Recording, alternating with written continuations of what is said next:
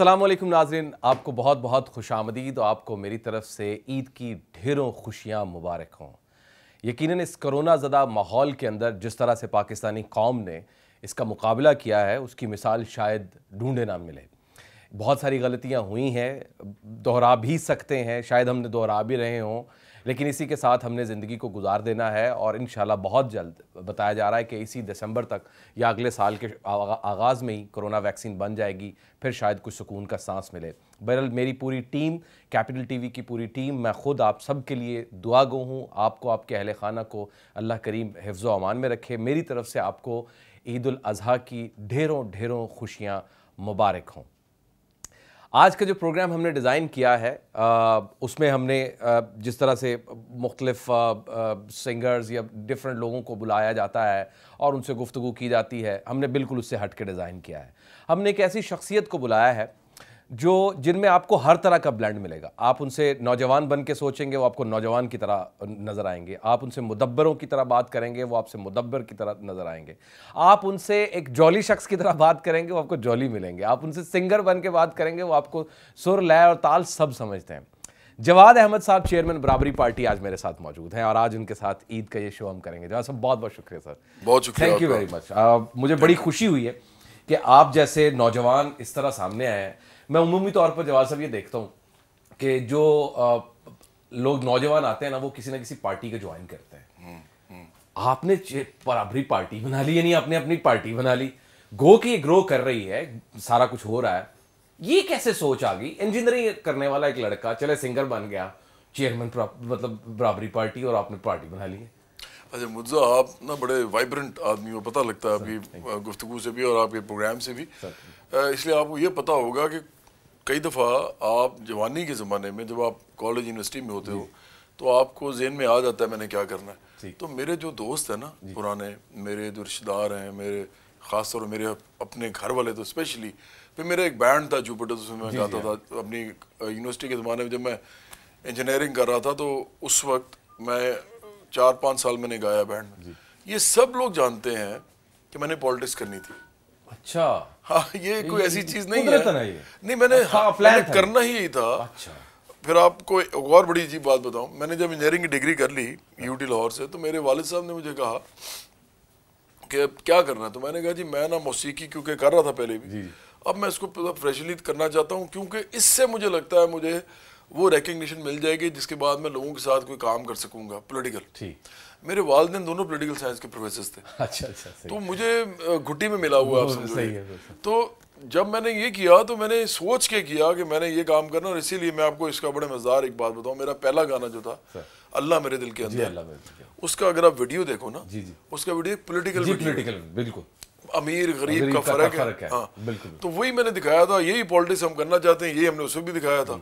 फिर मैंने एक टाइम आया कि मैंने सोचा कि 15-16 साल हो गए हैं, तो अब ना पॉलिटिकल काम थोड़ा सा स्टार्ट कर देना चाहिए। लोग इतना जानते हैं। अब मैंने तमगा इम्तियाज मुझे रियासत पाकिस्तान ने दिया, सितारा इसार दिया रियासत पाकिस्तान ने। फिर तीसरा ये सदर पाकिस्तान जो है ये ममनून हुसैन थे लास्ट टाइम, उन्होंने मुझे ह्यूमन राइट्स अवार्ड दिया। मेरे पास 3 स्टेट अवार्ड हैं। तो मैंने सोचा अब ठीक है, अब मैं ये काम करना शुरू करता हूँ, लोग शायद मेरी बात सुनेंगे। तो उस वक्त मैंने आपको बताऊँ बड़े मजे की बात, 2013 में मैंने, जो आपने भी पूछा है, मैं लंबा जवाब हो गया लेकिन अगले जवाब में मुख्तसर दूंगा।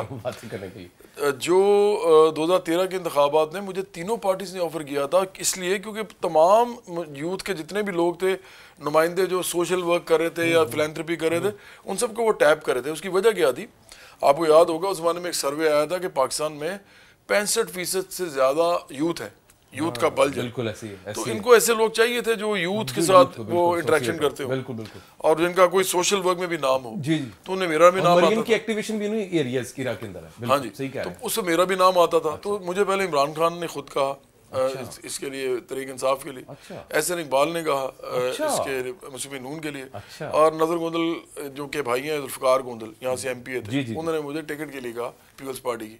तो मैंने नहीं किया। अगर मैंने ये किया करना होता कि मैंने सरमायादार, जागीरदार, माफियाज की पार्टियां जो चलाते ही हैं, मैं उन मिडिल क्लास नौजवानों की बात नहीं करता जो चंद उनके अंदर मौजूद होते हैं, उनकी भी कोई चलती नहीं है। सही बात है। ऊपर बैठे हुए और ऊपर बैठे मगरमच्छ, कौन पैसे बनाने वाले खरबपति, भाई उनके सामने मैंने क्या करना था जाके? अगर आप किसी बादशाह के सामने या किसी अपने आप को बड़ी कोई चीज़ समझने वाले के सामने बांगे धुल अपनी बात नहीं ना कर सकते और सख्त बात नहीं कर सकते, कोई फायदा नहीं है वहां जाने का। अच्छा, इसमें वैसे एक पॉइंट ये भी होता है कि अगर आपने किसी को क्रैश करना है, अगर आपने किसी को काउंटर करना है, तो आपने विद इन द सिस्टम आना होता है।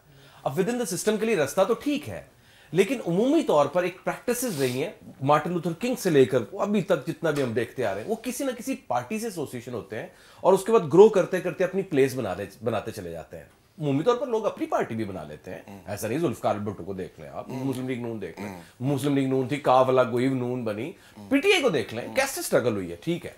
लेकिन अब इस इरा के अंदर किस तरह से आप स्ट्रगल करके आगे आएंगे? मतलब मुझे समझ नहीं आ रही। गो कि आपकी स्ट्रगल बहुत ज्यादा है, आई अप्रिशिएट रियली। मैंने खुद आपको काम करते हुए देखा है, चैरिटी वर्क में बहुत आगे हैं आप, कोई शक नहीं। कैसे? अच्छा, पहले तो आपने जो बात की है ना वो बड़ी इंपॉर्टेंट है। देखो पूरी दुनिया में एक डिमार्केशन है लेफ्ट और राइट की। जी हाँ। अगर आप उनके देखो ना, रियासतें जो है उनका जो इलेक्टोरल सिस्टम है उसके अंदर हमेशा से आपको पता लगता है कि पोलराइज्ड होती है। ऐसी है। अमेरिका में हम उन दो मुल्कों की बात करते हैं जिनकी तरफ पाकिस्तान देखता है। एक इंग्लैंड है और एक अमेरिका। अमेरिका में एक डेमोक्रेट पार्टी है, डेमोक्रेटिक पार्टी, एक रिपब्लिकन है। अब दोनों जो पार्टीज हैं उनका वाजे पता है कि ये लेफ्ट है, डेमोक्रेट्स लेफ्ट है और रिपब्लिकन्स राइट है। इसी तरह इंग्लैंड में तो साफ है लेबर पार्टी क्लियर है। हाँ जी बिल्कुल, लेबर पार्टी लेफ्ट है बिल्कुल, और टोरीज जो है वो राइट है। बिल्कुल सही। अब मुझे ही बताएं कि वहां पर अगर कोई मेरे जैसा बंदा कहीं जाना चाहे ऐसी पार्टी में, जिस तरह की पार्टी, तो वो लेफ्ट की पार्टी में जाएगा। तो बताएं कौन सी पार्टी है लेफ्ट की तीनों में से? तो कोई भी नहीं। तो मैं कहाँ जाता? पीपल्स पार्टी का कहा जाता था कि ठीक है उस नजरिए के साथ चलता है, लेकिन जाहिर है बेनजीर साहबा की वफात के बाद 2007, उसके बाद 2013 में आपने शुरू किया, तो शायद आपको कुछ नजर इसमें नहीं आया होगा कि कोई पार्टी ऐसी नहीं है। मुर्जा आप इसका मतलब है कि बड़े इंटेलेक्चुअली भी साउंड हो।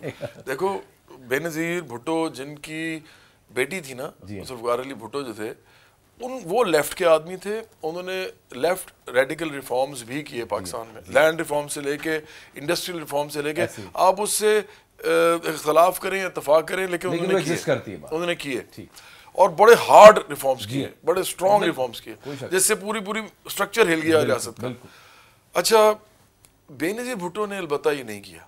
ये बड़ी इंपॉर्टेंट बात है जो समझनी चाहिए। पीपल्स पार्टी के भी जो लोग हैं जो मिडिल क्लास वर्किंग क्लास से पीपल्स पार्टी को सपोर्ट करते हैं, उनको पता होना चाहिए कि बेनजीर भुट्टो बेशक बड़ी अच्छी खातून थी, बड़ा उन्होंने कोशिश की जो भी करने के लिए, लेकिन वो उनकी किताब थी रिकन्सिलिएशन, उसमें उन्होंने साफ बयान कर दिया था कि अब वो पॉलिटिक्स नहीं मैं करूंगी जो मेरे वालिद साहब करते थे। और उन्होंने उसके अंदर बताया कि हम न्यू लिबरल जो इकोनॉमिकल जो एक इकोनॉमिक एजेंडा जो है यही है जो इसमें फ्यूचर है। सही है। और वो उसके साथ खड़ी हो गई जाके। उसके बाद मार्गरेट थैचर भी थी, उसके साथ अपने उनमें रेगन भी था, ये सब लोग वही थे। तो जब अगर आप ये कहते हैं ना कि हम इनके साथ जाके खड़े होंगे इस एजेंडे के साथ, और फिर आप आईपीपीस लेके आते हैं, पहली आईपीपीस कौन लेके आया? बेनजीर साहब लेके, बिल्कुल। और इसका मतलब कि आपने पाकिस्तान को एनर्जी क्राइसिस जो है वो स्टार्ट ही वहां से हुआ है कि आपने प्राइवेटाइज कर दिया उसको। मतलब आपके शहर जो है, आपने रीढ़ की हड्डी जो है आपकी, जो मुल्क को हमने चलाने के लिए किसी भी मुल्क में आज वो एनर्जी होती है, एनर्जी आपने उनके हाथ में दे दी और आज तक हम भुगत रहे हैं। तो इसलिए मैं नहीं समझता कि पीपल्स पार्टी लेफ्ट है। हाँ, पीपल्स पार्टी लिबरल है, वो सोशो कल्चरल जो उनका पैराडाइम है उसमें वो लिबरल्स हैं। लेकिन वो लिबरल्स हैं, और मजे की बात आपको बताऊं मुर्जा, कि लिबरल आमतौर पर लिबरल डेमोक्रेट होते हैं, और लिबरल डेमोक्रेट जो होते हैं वो कैपिटलिस्ट माइंडसेट होता है। बिल्कुल सही है। उनका कोई ताल्लुक नहीं है लेफ्ट के साथ। बिल्कुल, वो सब एकदम पैराडाइम शिफ्ट हो जाता है। जैसे मैं बार बार कहता हूँ, बुरा भी लगता है लोगों को, लेकिन ये बिल्कुल ठीक बात है, बार बार कहता हूँ वाजे करने के लिए, कि आसमान जहांगीर बहुत अच्छी औरत थी, उन्होंने बहुत काम किया ह्यूमन राइट्स पे, लेकिन वो लेफ्ट नहीं थी, वो राइट थी। वो कैपिटलिस्ट माइंडसेट था और वो चाहती थी कि यही रहे। हाँ, उनका मसले और थे, वो रियासत के अपने धड़ों में इदारों के साथ थे, लेकिन वो जो नजरिया लेफ्ट वाला होता था वो नहीं था। अमीर गरीब इस आदमी का मसले में नहीं खड़ी थी वो। मैं तो इस बारे में फिर ये कहता हूँ कि इंडिया में, मुझे बताएं, ये बड़ी इंपॉर्टेंट बात है, इंडिया में 1991 से मिक्स्ड इकोनॉमी ख़त्म करके एक न्यू लिबरल इकोनॉमिक्स वहाँ पे भी उन्होंने इम्प्लीमेंट की, और अब इस बात को 29 साल हो गए। मुझे बताएं 29 साल में इंडिया ने गरीब आदमी के लिए क्या किया? 80 करोड़ गरीब लोग हैं। क्या इंडिया में कोई अदारा हुकूमत करता है आगे? कोई भी नहीं है सर। तो ये तो आप कैसे कहते हैं कि यहाँ पे दायरादारी खत्म आप करेंगे, जो भी वे कहते हैं आपके जी वो करते हैं ये करते हैं, मैं तो बात ही नहीं करना चाहता उस पर। तो क्या अगर वो कर देंगे तो क्या इंडिया का मॉडल हमारे सामने नहीं है? क्या गरीबों को कुछ मिल जाएगा? देखिए असल बात यह है कि आपने इस मुल्क के अंदर एक ऐसी पार्टी बनानी है, बहुत ज़्यादा ज़रूरी है, जो कि आम लोगों की तहफ़्फ़ुज़ की बात करे, मुआशी भी, समाजी भी और पहले उनका सोचे और उसके बाद आगे चले। हाँ, पीटीआई को क्या समझिए, कौन सी जमात? पीटीआई तो देखें इधर उधर से लोग पकड़ के पीटीआई बनी। मैं बड़ा कंफ्यूज हूँ, मैं पीटीआई को क्या कहूँ? They are semi liberal, they are mid liberal, they are liberal, they are leftist, they are rightist, क्या है? कैपिटलिस्ट है? मैं इसको किस तरह डिफाइन करूँ? आपको तो समझते हैं क्या? देखें सेंटर राइट या राइट ऑफ सेंटर है। अच्छा। मैं तो किसी सूरत में उनको सेंटर भी नहीं मानता। देखें आप मुझे एक बात बताएं, इमरान खान इस वक्त जो कुछ भी कर रहे हैं वो किसकी आड़ में कर रहे हैं? जो कि देखिए मैं एक सच्चा पक्का मुसलमान हूँ और मैं पाकिस्तानी भी हूँ, ठीक है, और मैं लेफ्ट का भी हूँ, बाएं बाजू का भी हूँ। इसका कोई ताल्लुक नहीं है मेरे अकीदे के साथ और मेरे वो एक नजरिया अलग है, उसको वो इकोनॉमिक, वो मुआशी नजरिया कि आप आम लोगों को पावर दें, उसका मजहबी नजरिया कोई नहीं। मुझे लेकिन मैं अपने अकीदे को हर वक्त लोगों के सामने नहीं लेके आया जाता। ये इमरान खान मदीना की रियासत, और भाई ना तो आपकी हिस्ट्री है मदीना की रियासत की, ना आपका कोई रहन सहन कल्चर है इस तरह का, ना आपका रहन सहन है, ना आपकी अपनी ज़ाती जिंदगी है और ना आपकी सियासी जिंदगी है। और उसके मॉडल जो है वो हमने अपनाने हैं कि उसके फॉर्मेशन जो हो कहीं अच्छी है तो आप उसको अपना ले। अब ये तो नहीं है कि तलवारें लेके लड़ना शुरू कर, नहीं, आप वो बना ही नहीं सकते। देखें मदीना की रियासत जिन्होंने बनाई थी, हम पहुंच ही नहीं सकते उसको छोड़ दें, उससे बात करनी फजूल है। ये नाम लेने का मतलब क्या होता है? एक्सप्लॉइट करना, लोगों के मजहबी जज्बात को, लोगों के अकीदों को वो एक्सप्लॉइट करते हैं। अभी देखें अब बिल्स आना शुरू हो गए आपके सामने। जी हाँ। अब तो मैं तो समझता हूँ कि इमरान खान जो है इस मुल्क के अंदर जो कर रहे हैं, जो ये बोरे हैं, ये इस कौम ने काटना है और बहुत बुरे तरीके से काटना। चीज़ जवाब भाई, मैंने चूंकि 2007 से पहले से भी इलेक्शंस मैंने कवर किए, मैं 2008 किया, 13 किया, अभी किया, लोगों के दरमियान गया, कैंपेन्स की, लोगों के नजरियात सोचे। इस वक्त जो बूस्ट था ना, जो एक चीज रह गई थी वो थी होप, और वो होप जो थी, जो ट्रिगर किया, वो इमरान खान ने किया थ्रू द स्पीचेस। बिल लेकर आना, सड़क पर लेकर आना, पार्लियामेंट तक लेकर जाना, बूस्ट करना, मोमेंटम, एनर्जी नजर आता था। और जो डिजाइन जलसों का बनाया वो भी शायद हमने पहली बार देखा, गानों के साथ, नगमों के साथ, गानों के साथ वो एक स्पीच का एक नया ट्रेंड था। वो सारी चीजें माइनस हो रही हैं। हमारे पास तो एक होप ही होप और मॉरलाइजेशन थी, ये वो भी डीमोरलाइजेशन की तरह चली गई। हम आगे हमारे पास रह के गया पीछे। ये आप बिल्कुल ठीक कह रहे हैं, लेकिन इमरान खान का ना अगर आप शख्सी जायजा लें तो मैं हालांकि पर्सनैलिटीज़ पे नहीं बात करता ज़्यादा, लेकिन इसलिए करनी पड़ती है कि इमरान खान की, क्योंकि उनकी सारी पॉलिटिक्स उनकी पर्सनैलिटी पे बिल्ड है। Minus Imran Khan is nothing PTI. हाँ, अब मसला ये है कि इमरान खान एक खिलाड़ी आदमी था। खिलाड़ियों के अंदर ये चीज़ होती है, मैंने भी क्रिकेट खेली है, आपने भी खेली होगी, मैंने ज़रा फर्स्ट क्लास क्रिकेट खेली हुई है, यूनिवर्सिटी का कैप्टन भी रहा हूँ। मुझे पता है कि हम भाग दौड़ करते हैं, जब जहन खुला होता है, कोई चीज़ लगता नहीं कि नहीं हो सकती, लगता है सब हो सकता है। बड़ा दिल होता है, रिजिडिटी होती है कि बस ये कर सकते हैं, हम कर देंगे। तो वो तो इस माइंडसेट के साथ फिर फिजिकली एक फिट आदमी है, रोज एक्सरसाइज करना, ऐसे लोगों के अंदर ये जो है ना कि ये जो वो जो आप कह रहे थे कि मोटिवेट करना, लोगों को साथ लेके चलना, इधर जाना उधर जाना, नारे मारना, तकरीरें करना, ये तो वो कर सकते थे। प्रॉब्लम ये है कि भाई ये कंटेंट क्या है। तकरीरें करने से नहीं होता ना। देखे ना, अब ट्रम्प है अमेरिका में, वो बहुत वाइब्रेंट आदमी, लेकिन मुझे बताएं कि वो क्या कर रहा है अमेरिका के लिए? वो तो अमीरों का अमेरिका बना रहा है, गरीबों का तो नहीं बना रहा। पाकिस्तान में भी अमीरों को और अमीर करने का बात है। मैंने उसकी प्रोग्राम है इमरान खान, मैंने उनको लाइकिंग को चेक किया और मैं बड़ा कंफ्यूज था जब मैं इसको स्विंग स्टेट्स को पढ़ रहा था, जब इलेक्शंस को कवर कर रहा था ना। तो आपको पता है हिलरी वाला फैक्टर जो स्विंग स्टेट फैक्टर में क्या हुआ, एकदम चेंजेस आ गई। बिल्कुल हुआ। मैं बड़ा परेशान हुआ कि ये कैसे था। तो चीज ये समझ आई कि जनाब जो अमेरिकन हैं वो उस बंदे को पसंद करते हैं जो अगर लगी लिपटी नहीं करता है, जो ट्रू और ब्लंट और सीधी बात कर देता है। और शायद ये बहुत बड़ा एक फैक्टर था उसकी जीत में। लेकिन ये कभी कभार उल्टी भी पड़ जाती होती है, जैसे उनको पड़ी अभी ये वैक्सीन चक्रों में और क्लोरोक्विन के चक्रों में। मुर्जा आपकी बात मैं बिल्कुल मान रहा हूँ, लेकिन मैं समझता हूँ उसमें थोड़ी सी एडिशन मैं करूँगा। आप सच्चे हैं, खरे हैं, अच्छे हैं, ये तो आपको और खुदा को पता है। आप एक परसेप्शन क्रिएट कर देते हैं कि मैं जी देखो सीधी बात कर रहा हूँ, खरी बात। ट्रंप एक बहुत बड़ा ड्रामा है। आप देखें ना कि उसको खुद कहता है कि मैंने $1 बिलियन की टैक्स इवेजन की थी तरीके से सिस्टम को यूज़ करके। तो यार जब इंसान इस हद तक ये मैं समझता हूँ कि जो कैपिटलिस्ट होते हैं ना और इस लेवल के जो होते हैं, जो खरबपति लोग होते हैं, इनके अंदर एक चीज़ होती है जिसको मैं समझता हूँ वो ज़हनी बीमारी है। पैसा कमाने की हवस, लालच, कुछ भी करने के लिए उसके लिए तैयार हैं। तो मैं इन लोगों को तो मैं वैसे भी इंसान नहीं समझता। आपस की बात है, जो बहुत ज्यादा पैसा कमाना चाहता है ना, कुछ और उनकी सोच ही कुछ और, मैं बीमार है, ज़हनी तौर पे बीमार है भाई। आपको ये नहीं पता कि आपने मर जाना है। You have to go 6 feet under, like everybody else. कुछ नहीं आपके पास होना। तो आप किस चक्कर में ये कर रहे हैं? और अगर आप कहते हैं मैंने बच्चों को देके जाना है, तो बच्चे क्या आपके आप दे जाएंगे तो आपके बच्चे भी आखिर का उन्होंने भी मर जाना है। और भाई को बड़ा सोच लें। आपकी सोच में मुझे इन डेप्थ चीजें बड़ी नजर आ रही हैं, उसमें कोई शक नहीं है। जो आपका मैनिफेस्टो है, मैंने पढ़ा उसको, जिस तरह से आप एक ट्रिगर कर रहे हैं आम आदमी को, ये बहुत अच्छा स्लोगन भी है, पार्टी का नाम भी अच्छा है, जाहिर इससे एक सोच भी बाहर सामने आती है। लेकिन इस सोच में जाहिर हम ईद कुर्बान की बात कर रहे हैं, तो कुर्बानी, इस सोच के साथ कुर्बानी किसका नाम है? ये एक सवाल मैंने आपसे करना है एक ब्रेक के बाद। ब्रेक के बाद आपको खुशामदीद कहते हैं। तो जवाब साहब, मैंने एक सवाल रखा आपसे ब्रेक से पहले कि कुर्बानी है, एक सोच है, गो के एक रिलीजियस फैक्टर है, लेकिन शायद ये रिलीजियस फैक्टर इस हद तक है कि हमने एक बकरा ज़िबा करना है और गोश्त बांटना है। इसका फलसफा जो है वो आपके ख्याल में क्या है, आपके नज़रिए के मुताबिक?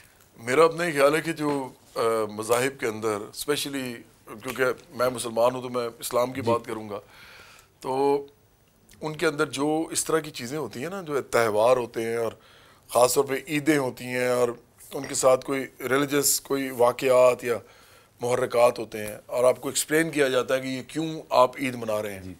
जैसे रमज़ान के बाद आपको एक्सप्लेन किया जाता है कि आपने इतना बड़ा आपने सवाब हासिल किया तो आप उसको खुशी मना रहे हैं। तो बकरीद पे आप कहते हैं कि आपने कुर्बानी बताना है कि इससे बड़ी चीज़ भी कोई नहीं है दुनिया में। कोई भी जज्बा उठा ले, सबसे बड़ा जज्बा कुर्बानी है। आम आदमी, बराबरी पार्टी, इसमें कोई इम्पैक्ट आता है कि जब बराबरी की बात हो रही तो एक आम आदमी की बात भी हो रही है। सरमायादार तो मौजूद है, सुनी आम बंदे की नहीं जा रही है, तो आप बराबरी उसकी चाहते हैं। इसमें कुर्बानी फैक्टर हम आम आदमी के लिए, बराबरी के लिए कुर्बानी कहां दे सकते हैं? यानी सरमायाकार, एक अमीर आदमी कैसे कुर्बानी दे कि वो अपने आप को बराबर दूसरे आदमी को समझे? सबसे पहली बात यह है, पाकिस्तान में जो भी प्राइम मिनिस्टर बनता है, ये इतना गरीब मुल्क है कि यहाँ पर लोग जो है 15,000 से 17,500 मिनिमम वेज इधर दी गई है 2013 से लेके आज तक। ठीक है, मुझे ये बताएं कि 15 से 17,500 मिनिमम वेजेस में कौन रह सकता? नहीं रह सकता। तो वो भी मिलती नहीं है। आपको पता है, नहीं मिलती। इवन आपके इर्द गिर्द जितने भी लोग हैं ना, उनसे कभी पूछिएगा, कभी आपको ऐसे लोग मिलेंगे जो काम कर रहे होंगे, वर्किंग क्लास के लोग होंगे, पढ़े लिखे लड़के, पढ़े लिखी लड़कियां, 10-10, 15-15, 12-12 हज़ार में अभी भी काम कर रहे हैं। मुझे बताएं कि इस मुल्क का अगर प्राइम मिनिस्टर हो कोई भी, चाहे वो नवाज शरीफ हो, चाहे वो बेनज़ीर भुट्टो हो, चाहे वो इमरान खान हो, इनको सबसे पहला ये काम करना चाहिए। अगर ये ऊपर से मदीना की रियासत की बात करते हैं कि भाई आप अपनी 14 जायदादें इमरान खान को चाहिए कि वक्फ करें, दे दें हुकूमती खजाने में, सारी करें। हाँ, सारी पार्टियां वाले हाँ करें। और उसके बाद आप कहें कि जी अब हम गरीबों के, फिर आपको पता भी लगेगा कि गरीब रहते कैसे। क्या है सर? अच्छा, इन लोगों ने ये करना कराना है नहीं। इवन जब कोरोना का मामला हुआ ना, तो मैंने उसमें बार बार कहा, और ये मीडिया के अंदर मैं हैरान हूँ कि देखें आप सारे एंकर्स हैं, मैं समझता हूँ आप जैसे नौजवान को तो ज़रूर करनी चाहिए ये बात। मैं आज आपको बता रहा हूँ, ये ज़रूर कभी कीजिएगा कि भाई कोरोना के फंड जो आपने बनाया था, सबसे पहले फंड में आप तो दें पैसे। आप बात करते हैं खुलफा राशिदीन की, वो तो सबसे पहले देते थे। क्या दिया? और कौन सा एमएलए जो गरीब आदमी बैठा हुआ? तो कुर्बानी देने का तो टाइम ये था। आपने जन्नत में घर बनाने थे, वो आपने, इनकी जाके कमांड टूट जाती है, ये डर जाते हैं, डरपोक हैं सारे। भाई आपको पता लगता है उस वक्त जब आपका कहते हैं ना, माल की कुर्बानी, जान की कुर्बानी, खानदान, तो वो तो आपसे होता ही नहीं है। मैं अक्सर आपको मोटिवेशनल स्पीकिंग के लिए जाता हूँ ना, तो मैं कहता हूँ कि दुनिया का सबसे मुश्किल तरीन काम जो है ना, वो किसी का भला करना और किसी के ऊपर खर्च करना बड़ा मुश्किल काम है सर। कोशिश होती है ये छोटा सा जो नोट है ना, बस यही चले जाए तो ज़्यादा बेहतर है, बाकी मेरे पास बच जाए। मुर्जा 300 कनाल में जो बंदा रहता हो, मैं नवाज शरीफ और आसिफ ज़रदारी की तो बात नहीं करता, क्योंकि वो तो हमने कह लिया ना कि आपने खुद ही कहा जी कि ये वो साबित कर सके नहीं कर सके, लेकिन एक परसेप्शन बना दी उनकी, और है भी उनको बहुत पैसा, और मैं नहीं समझता कानूनी तरीके से इतना पैसा कमाया जा सकता।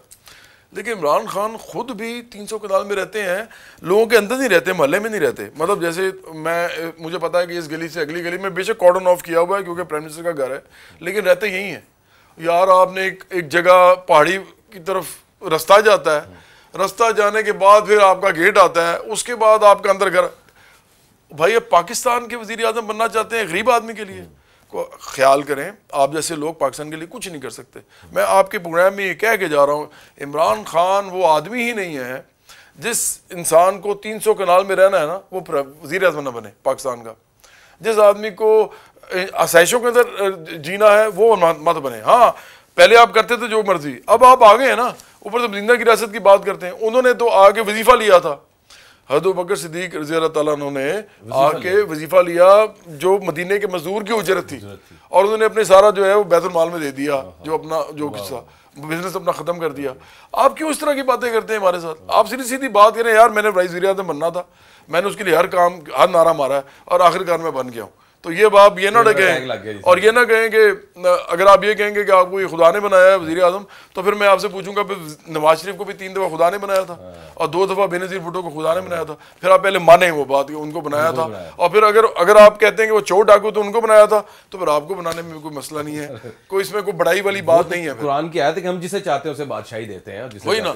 लेकिन वो लेता वो खुद ही है। देखें बात ये है, खुदा करने देता है आपको, हाँ, मौका देता है कि हाँ कर लो। खुदा ने आपको रस्सी आपकी की होती है दराज, आप वो कहते हैं ना first position is always vacant, खाली पड़ी है, लो जाके और आपको भी मजे की बात बताऊं कि आप अब चूंकि ये मजहबी हम बात कर रहे हैं, हमारे मजहब में भी और तमाम मज़ाहिब में भी ये बात है, जब आप कोई काम करते हैं ना जी, तो आपको उसका सिला मिल जाता है। वो काम चाहे अच्छे तरीके से करें चाहे बुरे तरीके से करें, उसका सिला मिल जाता है इस मुल्क में। हाँ नहीं, उसका सिला का मतलब कि आपको उसका फायदा हो जाता है। दुनिया में यही है भाई रूल। दुनिया में अगर मैंने ये मोबाइल जो है, इससे मैंने गूगल देखना है तो मैं देख सकता हूँ, इससे मैंने अगर लस्सी को रड़कना है तो मैं नहीं रड़क सकता। ये इस काम के लिए नहीं है, ये मैं झूठ बोल रहा हूँ लोगों के साथ, मैं ये कर रहा हूँ। तो भाई इसके साथ जो जो किया जा सकता है वो अच्छा बुरा सब मैं कर सकता हूँ, उसके साथ बुरा भी होगा। जो मैं बुरा करना चाहूँगा इससे होगा। इसका क्या मतलब है कि खुदा ने करवाया मेरे से, या ये खुदा चाहता कि मैं ये करूं? ये तो मेरा अपना वो है, टूल मेरा है। तो मैं ही समझता हूं कि इस मुल्क के अंदर असल मसला अमीर गरीब का है। हमारे वजीर आज़म, हमारे MNAs, हमारे MPs, हमारे ये सब लोग पूरी दुनिया के किस मुल्क में नहीं? हर जगह है। ये आपने कहा ना कि मतलब ये है कि ये तो एग्जिस्ट करता है। ह्यूमन जो सोसाइटी बनती है वो अमीर गरीब की बनती है। ये क्वेश्चन रहता है, एक सोशलिज्म में एक क्वेश्चन है जिसका आज तक सही तरह आंसर नहीं शायद मिल सका कि ये फर्क तो है, ये रहना ही है, शायद मुआशरा बनता ही ऐसे है।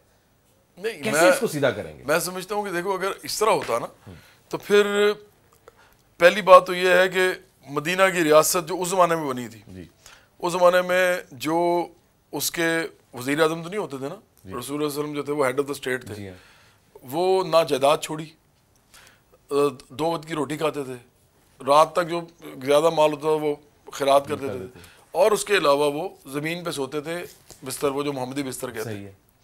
तो क्या एक वो उसको देख लेते हैं, फिर हम देखते हैं रशिया, फिर हम देखते हैं चाइना, फिर आज भी चाइना जो है वो एक बहुत ही वो फ्री मार्केट इकोनॉमी नहीं है, वो एक कंट्रोल्ड इकोनॉमी।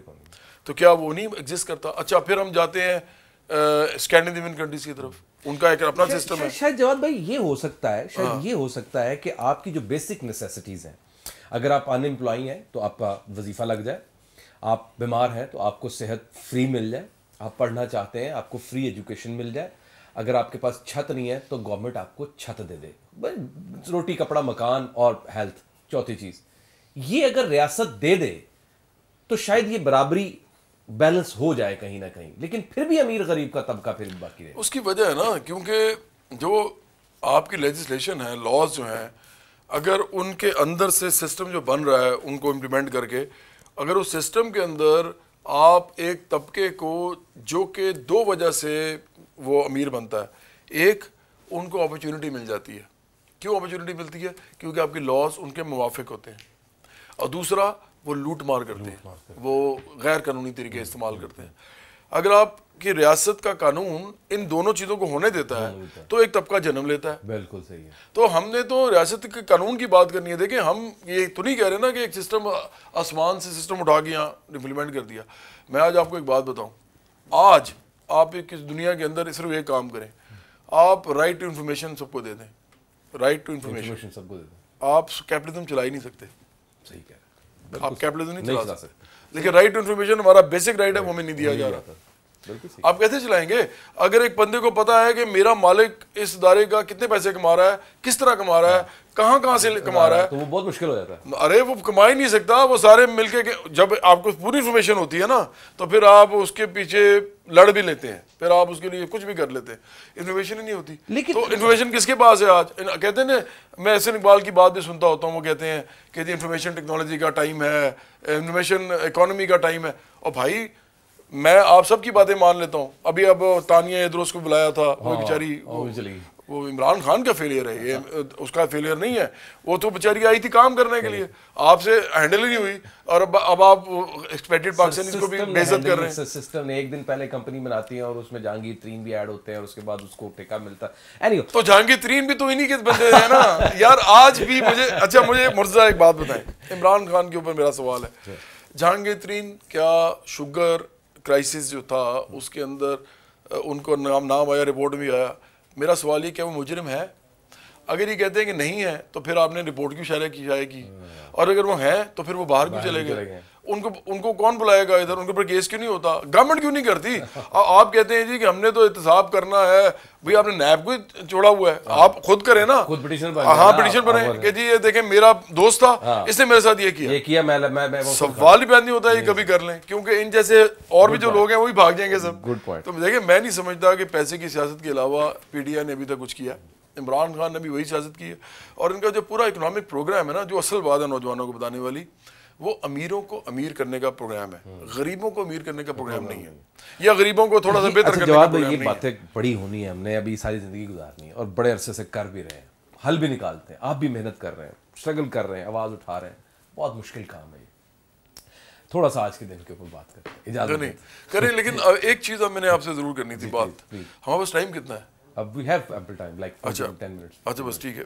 देखिए, अभी रिसेंटली क्या हुआ कि कोरोना का मामला हुआ। कोरोना के ऊपर इन्होंने, इमरान खान ने कहा जी कि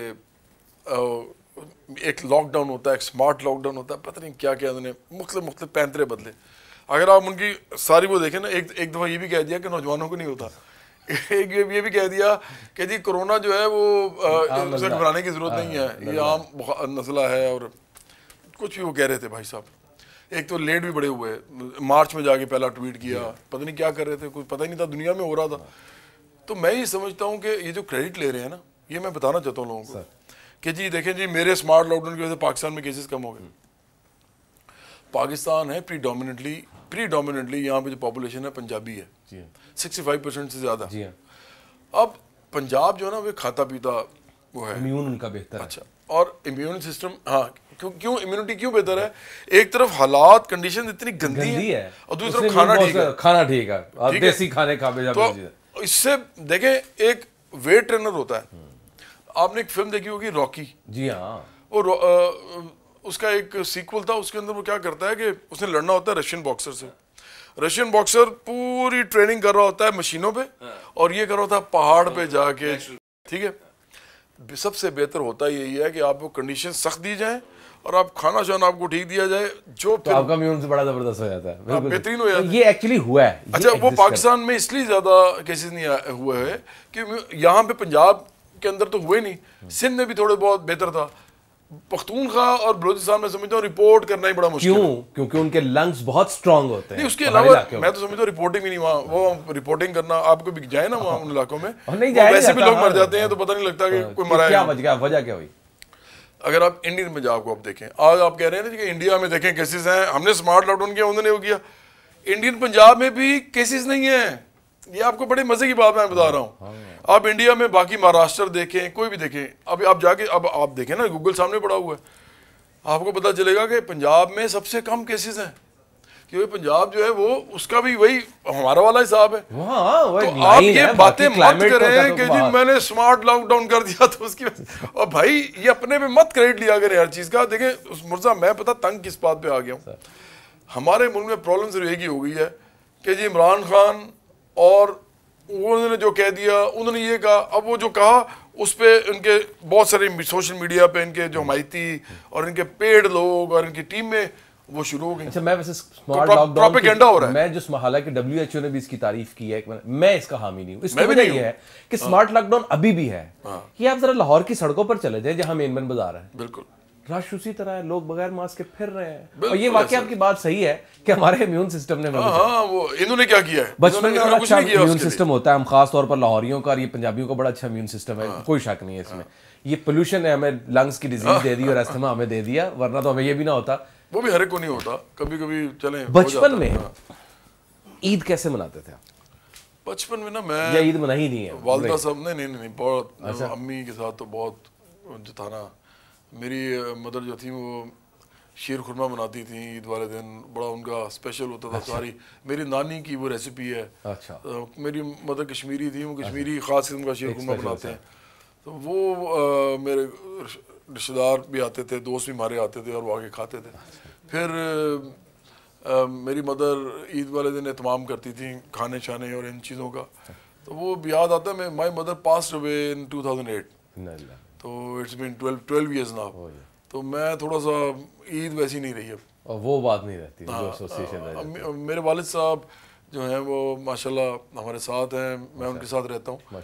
तो लेकिन वो एक भी पेरेंट्स में से चला जाए ना, ओ नहीं सर, उसका मुतबादिल कोई नहीं, मुतबादिल कोई नहीं। मैं कहता हूँ माँ बाप एक एक होते हैं, वो भाई एक ना हो तो दूसरा होता है, बहन एक ना हो तो दूसरी होती है, माँ एक ही होती है, बाप एक, इसका मुतबादिल कोई नहीं। ईद वाले दिन एक चीज़ बड़ी ज़रूरी है, मैं चाहता हूँ कि लोग ये किया करें। अब तो कोरोना है तो थोड़ा सा टाइम मुश्किल हो जाएगा लोगों के लिए, लेकिन मास्क पहन के फिर भी वो कर सकते हैं। और अब तो लहर भी थोड़ी सी कम हुई हुई है, तो छोटा मोटा मतलब ये किया जा सकता है काम। अगर आप मास्क पहने, अगर आप सैनिटाइजर साथ रखें, अगर आप साबुन से हाथ धोते रहें, आप लोगों से जाके जो मिलते हैं ना, या लोग आपके पास जो आते हैं, देखिए मैं समझता हूँ 3 होते हैं इंसिडेंट्स ज़िंदगी में। एक जब कोई फौत होता है खुदा न खास्ता, एक जब किसी की शादी वादी होती है, और तीसरा ये जो होता है ये ईदें जो होती हैं। लोग इसी पे इकट्ठे होते हैं। अब लोग कहाँ इकट्ठे होते हैं? टाइम है किसी के पास? कोई टाइम नहीं है किसी के पास, वो अपने चक्करों में, कोई अपने चक्करों में। तो मैं चाहता हूँ कि लोग ईद मिला करें। हम फैमिली हम निकल जाते थे, पहले दिन हम घर पे रहते थे, लोग हमारे पास आते थे, और दूसरे तीसरे दिन हम लोगों के घरों में जाते थे। ये बचपन से मुझे याद है अच्छी तरह अपनी फैमिली के। तो अमूमी तौर पर बच्चों का ये होता है कि उनका बड़ा लगाव हो जाता है जानवर के साथ, चाहे वो 2-3 दिन पहले हो, 4 दिन पहले हो। उसका भी कोई रहा आपका कुछ शगफ? नहीं, वो नहीं मेरा। अरे बिल्कुल वो मेरा नहीं रहा।